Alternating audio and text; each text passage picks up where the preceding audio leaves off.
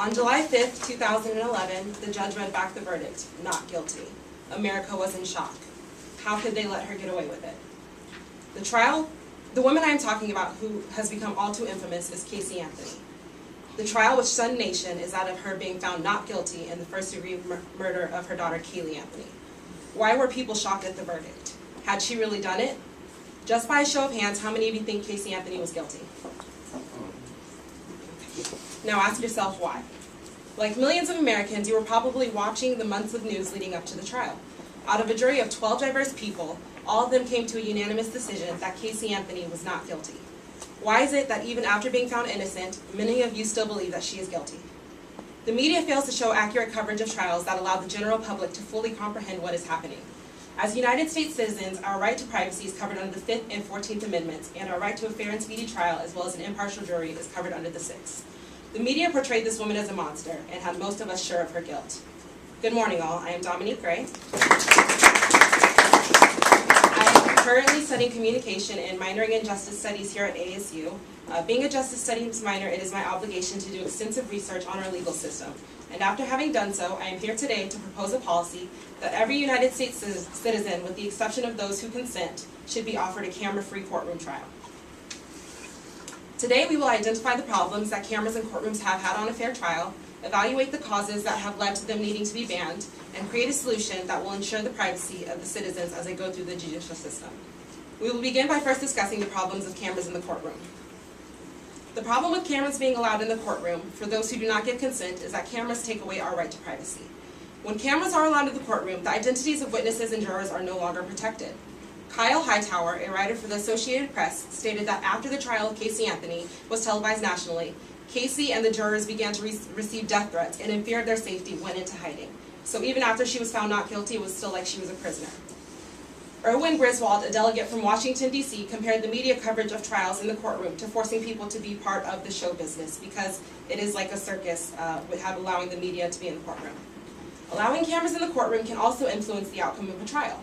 One of the ways this happens is it affects the testimony and decision of a witness.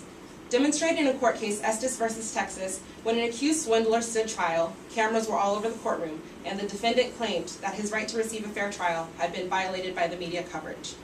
In 1965, the Supreme Court agreed with him and found that media presence in a courtroom affected the defendant's ability to receive a fair hearing.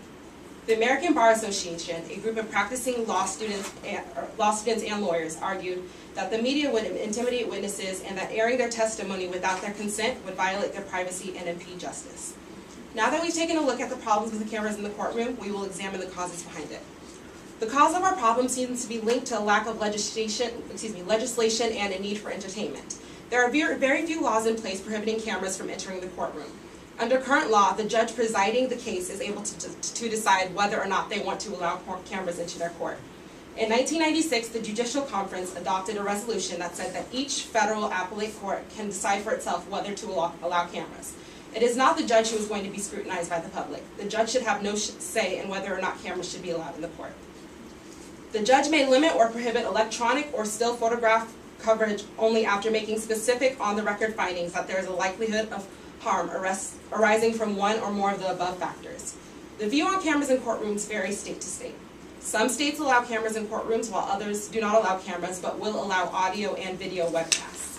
A few of the states that allow cameras in courtroom are Arizona, California, and Colorado, while Arkansas and Delaware do not allow cameras in the courtroom but do allow audio and video webcasts.